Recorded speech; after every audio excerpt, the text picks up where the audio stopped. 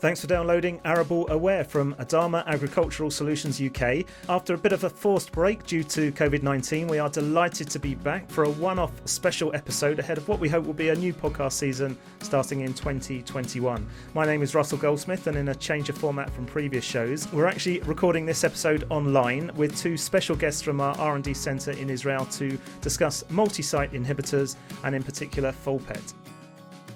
Our aim today is to go behind the scenes and explain just how our fungicide expertise and experience goes in making efficacious quality formulations to help in your disease control and resistance management.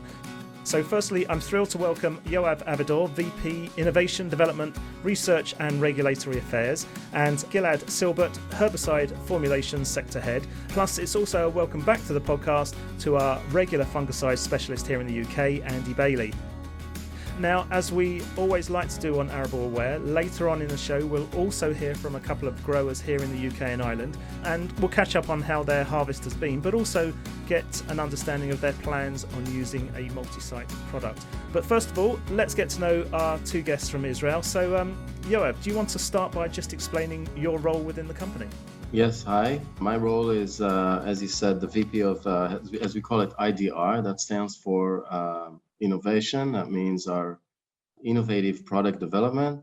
Development is really the trials that we run, the biology screening trials that we run in order to think up and develop new products. And then there's the chemical R&D, which is where we actually develop the synthesis processes for our active ingredients that are later produced in the plants. And then formulation R&D, which is the eventual product that is being applied, the formulation. And part of the responsibility is also registration, because as you know, we have to undergo pretty strict and thorough processes to get the products registered in the various countries. And Gilad, how about yourself? So, hi. So as you have said, in the formulation R&D, all our activity is divided globally within three sectors: herbicide, insecticide, and fungicide, and I'm leading the herbicide sector. This means that I'm responsible to all the development of new herbicide formulations, to production support, and to support of existing products. I came to this role after a few years in Adama that I worked in development of fungicides and insecticide formulation within Adama. Yoav, do you want to tell us a little bit about the R&D centre, maybe starting with whereabouts in Israel you're based? Yeah, so the main R&D center, which is the one that I think we're going to elaborate on today because of its affinity to the fungicides, is in the south of Israel, close to a city called Beersheba. It's about a 2-hour drive from Tel Aviv, the more famous city in Israel. We have in this building a significant part of our global R&D, maybe not, close to half of folks that are doing chemistry, formulations, especially. And in specific, most of our insecticide and fungicide, both the chemical R&D, which develop the active ingredient process, and the formulation R&D, which develop, as mentioned before, the ultimate final products, the formulation. We also have analytical R&D, which are the chemists that help us understand the behavior of the formulation or of the active ingredient. Are they stable and so on? And a variety of different technologies that help us in making the best formulation that we can, including a pilot facility to scale up production and so on. Can you go into a little bit more detail about some of those aspects at all? Yeah, sure. So, all agrochemical crop protection products include the active ingredient, obviously, which is what eventually induces the, desired biological effect, and the formulation, which is the actual substance within, the active ingredients is stored over time, and that helps it get to the right, whether it's a receptor or a fungi or an insect, whatever the target site might be. And those two professions, formulation R&D and chemical R&D, are really at the heart of our industry because this is what the products are made of.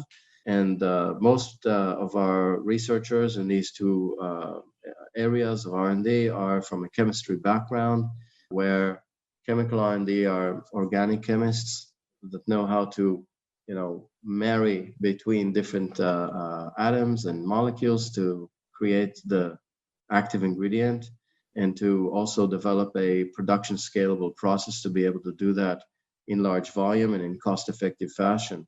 And then the formulators were usually chemists like Gilad, but with more of a physical chemistry or a materials or engineering background, which is more relevant to the type of skill and science that you bring to creating the formulation. And then I mentioned, various ancillary elements that we have to have, like analytical R&D. The pilot facility is where we start producing in tens of kilos, sometimes 100 kilo, to take it from a lab where you produce a small volume to a larger scale en route to having a industrial, high quality, consistent and economic production process for the product. All of this is done under this roof, as well as, some more niche but very interesting elements we'll talk about later, like determination of rain fastness, like determination of spreading of the formulation on the leaf of the plant, and so on. Brilliant. Andy, let's bring you in. Firstly, welcome back to the podcast. Good to have you back fit and well. What's the relationship between the work that goes on, there in Israel and the role that you have here in the UK? I think it's very interesting to hear you have talk about the work going on there in Israel, and it's absolutely crucial for us at country level. So here in the UK that we have confidence in the solutions that we're providing to our customers and the growers, that these solutions are optimized so that they're performing the best they possibly can. And I mean, we look to Yoav and colleagues to really have, the knowledge, the resources, the capabilities to actually deliver the best we possibly can with our active ingredients and have those great delivery systems. So, at a grower level, we want products which you've already alluded to. The rain fastness is good. They're actually able to reach their target sites of activity, that they mix well, that they're stable, all the things which a farmer would expect from a quality product. And Gilad, I mentioned at the top of the show that we wanted to focus on Folpet, obviously, in this episode. Obviously, we're keen to understand a bit of the science behind it, but it would be great, firstly, to just get an overview of when and how it was developed. Well, Folpet has a long history in Adama, or in the formerly company Machteshim. The history goes many years back. Actually, I think we are one of the companies that has the largest experience with this active ingredient.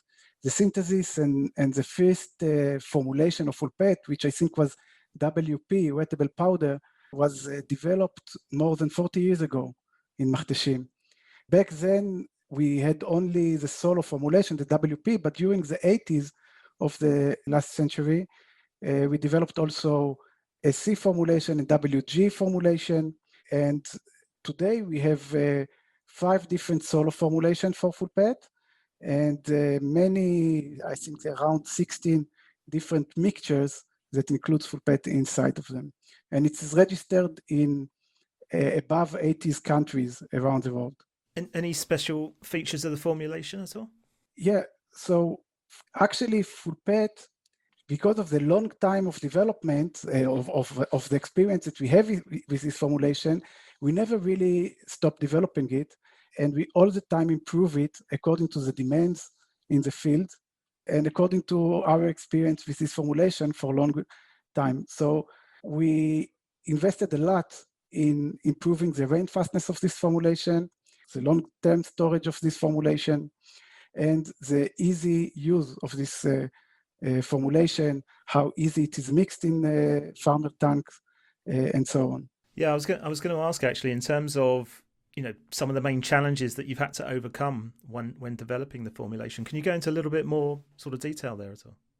Yeah, so the main focus in the recent years with the Folpet formulation related to the rain fastness and to the improvement of the chemical stability because full PET is, we know that it's hydrolyzed, and we all the time try to minimize the composition of the full PET, and to optimize the production process to have a maximal physical stability.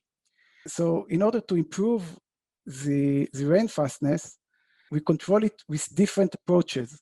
One approach is to control the particle size. As the particle size of the full PET is smaller, the interaction with the leaf is stronger, and therefore it creates better rain fastness. So we invested a huge effort to understand what is the optimal size of particles to minimize the decomposition of the full PET, but still have good rain fastness. We used laboratories that we have to measure rain fastness, to measure the wetting and drying of the leaf, of the sprayed formulation. We also invested time in improving the production process. We found that changing not the composition, but only the process in the production, how we make the formulation, improve very much the physical stability and the long-term stability of the formulation. If I will return to the rain fastness, one of the recent developments that we did with this formulation was to explore different molecules that actually are used to prevent aggregation of the formulation, but we explored them also, or how they perform as rain fastness agents. And by coating the particles with these unique molecules, we in parallel not only contribute to the stabilization of the particles, but also to the rain fastness. We also found a very good molecule or a formulation co-formulant that contribute to the stability of full PET. So this is also an improvement that we introduced recently. Very good. Andy, we should probably actually take a step back and just go into a bit more detail about what a multi-site is and why it's a good thing. Yeah, multi-sites affect various biochemical processes within fungal cells. So the pathogens actually find it more difficult to mutate, to overcome their effects.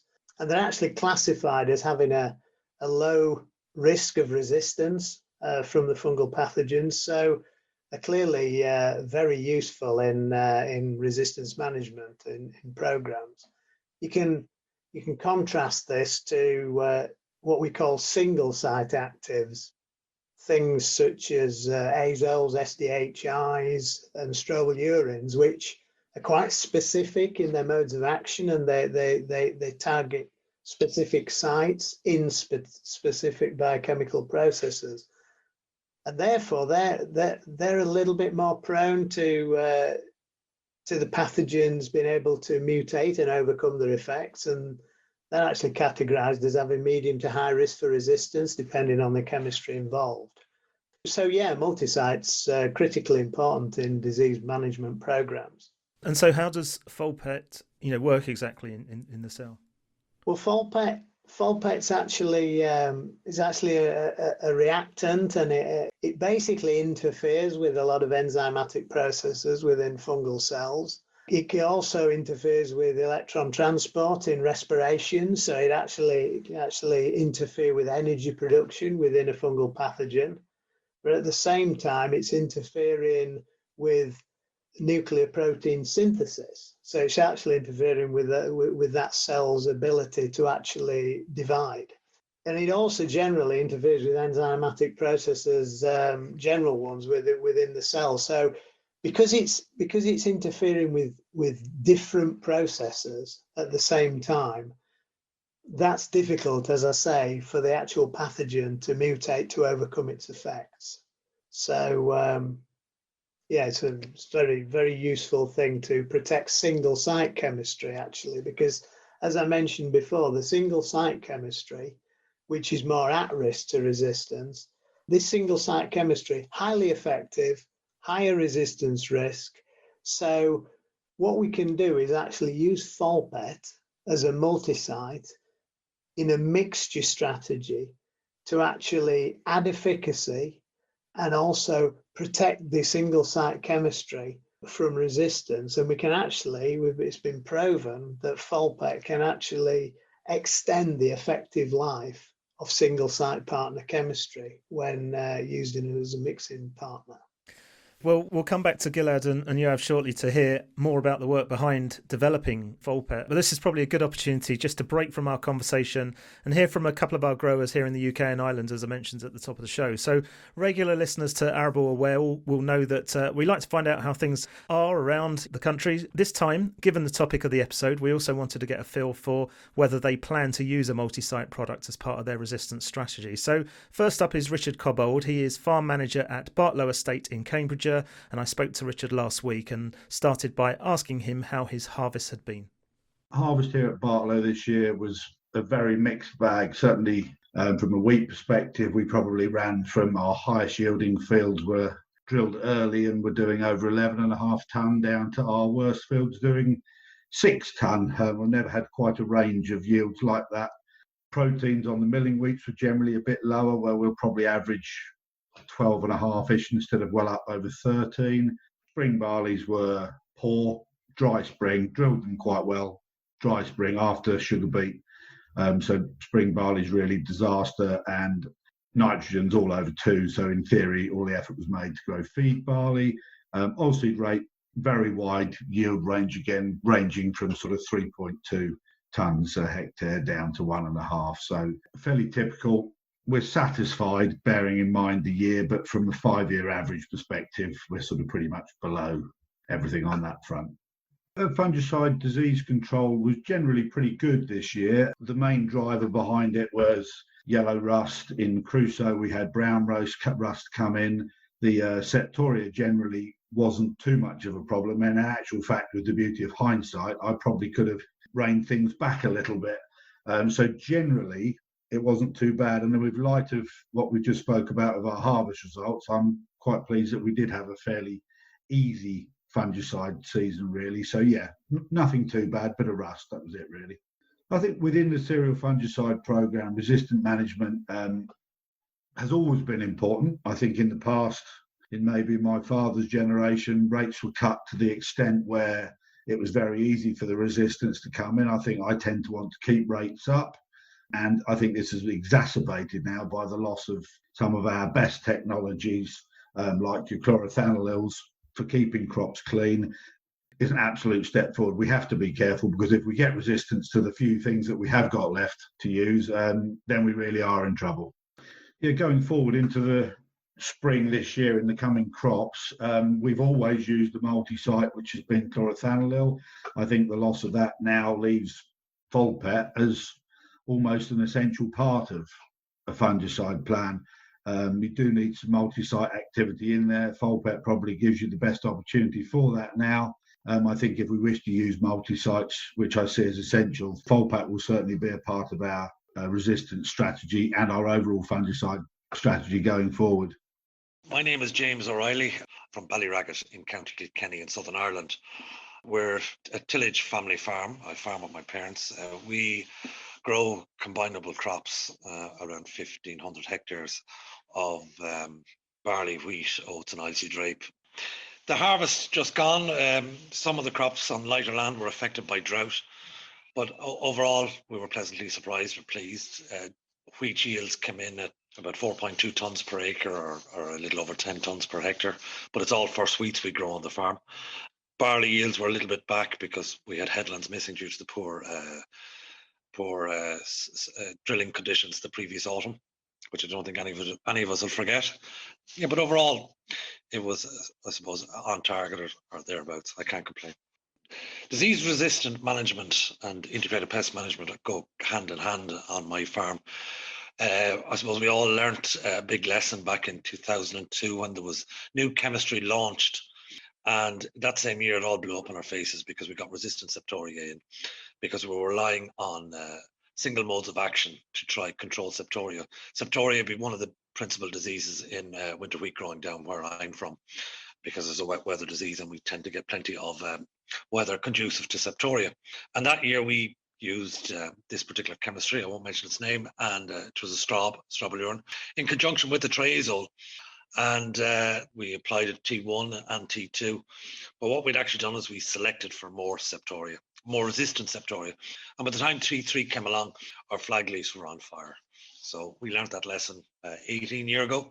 Yeah, so from that, we've learned that you need to have other modes of action in the tank, something like a multi-site inhibitor, as well as using, like my disease management strategy would start with the varieties that I would pick, how early I would try sow them or not, as the case may be, and then how early I would feed that crop in the spring.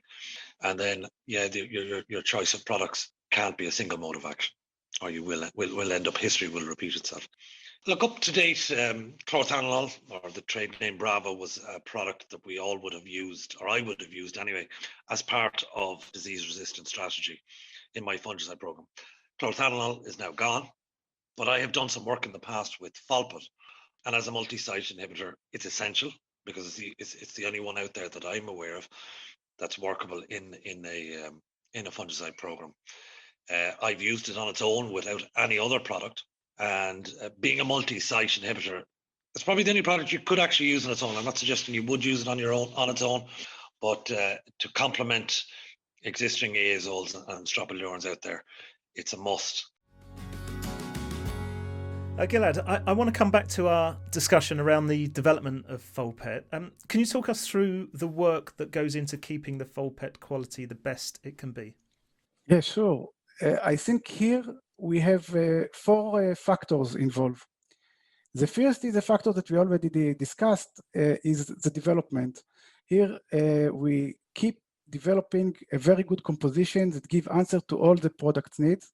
And we try to update our products with new technologies and to continuously follow after its stability and efficacy in the field. Then we need a good process of producing this formulation. Here it is our advantage of having the R&D labs, the pilot facilities, and the production at the same site. So actually we are in close contact with the production, and all the scale up is done very easily. We follow after we develop the formulation or change the formulation, we try to scale up it in the pilot using our engineers, and then together we follow it to the production line and follow the production line every batch. Then the third factor is an excellent QC system that follow after every batch, try to identify production problems, quality problems of every batch that is being produced and sent. And the most important thing, I think, is the connection with our customers, with the field. We all the time, every feedback that we get for our product reach to us, to the development people. We are in close contact with the marketing people, with the agronomist, with our agronomist in the field, to have any feedback that they have or the customer have, and continuously improving the formulation accordingly. So the fact that we have so many years of experience with this formulation, it means that we have also a lot of improvement that we introduced during this period based on the experience of the farmers and the experience of our agronomists with these products in the field. Yeah, obviously the demand for Folpet is growing. How are you producing enough of the product to meet that demand? Yeah, these are good problems to have. Recently, we've been anticipating increased demand for Folpet based on some changes happening, especially in Europe, both, as Andy alluded to, increasing resistances, which really require more utilization of the multi-site chemistry. And in anticipation of this increased demand for Folpet, we actually invested in more capacity for production of the active ingredient and also more capacity for formulating the active ingredient. And just now we are starting to use additional production lines because indeed we see that demand is increasing right now. Well, certainly been good to mix things up a little bit on the podcast, find out, what goes on behind the scenes and get an understanding of just how the product is developed. So thank you for sharing all that with us today. Before we finish off, what would be nice is just to get one tip from each of you for those listeners who are planning to use a multi-site product like FullPet, obviously, as part of their resistance strategy. So Gilad, let's come to you first. So my tip is of course, from the development side, is to stay tuned with all the new products that we are released and with new technologies that we are implementing into older products, that we all the time update our products. So just to stay tuned, to be updated with our marketing people and with our agent about our new release. Excellent. Yoav, over to you. Okay, I hate to steal Andy's thunder, but I'm just going to talk about the new mixtures. We're now developing mixtures of FullPet and other chemistries in line with the strategy that Andy touched on before, using FullPet as a synergistic mode of action to the non-multi-site or single-site chemistries. And I think in the coming few years, we'll have some interesting launches that increase the efficacy and the performance of FullPet. So, in line with what Gilad recommended, to stay connected with that, because I think it's going to make a big difference in the coming years. Good stuff. Andy, did you have your thunder stolen? No, yeah, it's exciting to hear that from Yoav. I think just a bit more about the here and now and the 21 season, particularly for growers in the UK, for key diseases such as septoria in wheat and ramalarea in barley. We have these resistance management challenges to single-site chemistries. FullPet is the only multi-site now proven to prolong the effective life of partners. We've invested a lot of resource and we've done a lot of work to prove this through various studies. And growers can have confidence that including FullPet in programs will increase efficacy, give them a return on their investment through yield enhancement, and also provide some resistance management and prolong the effective life of single-site partners. So they're building in resistance management in their programs. Nice way to sum it all up and to finish off, Andy. Thank you for that. So that's actually it for this special episode of ArableAware. Thanks once again to Yoav Avador, Gilad Silbert, and to obviously our regular expert Andy Bailey for joining me online this time. Don't forget you can listen to all our previous episodes of the series by subscribing to the feed on your favourite podcast app. Just search for ArableAware, that's all one word. And if you do that and you've enjoyed the show, then please do give us a positive rating and review. You can also find us on the Adama UK website, so just go to uk.information-hub.adama.com/ArableAware, or it might be easier to go to adama.com/uk/en. And if you search for podcast, you should find a link to all the previous shows. If you would like us to come and record a future episode on your farm, hopefully next year when we're out of this COVID situation, or you'd like to contribute to the podcast in any way, then please do get in touch with us either on the hub or on our Facebook page or via Twitter using @AdamaUK_, or you can simply email us using ukinquiries@adama.com. As I said, we're hoping to be back with a new episode in early spring, but for now, thanks for listening, stay safe and goodbye.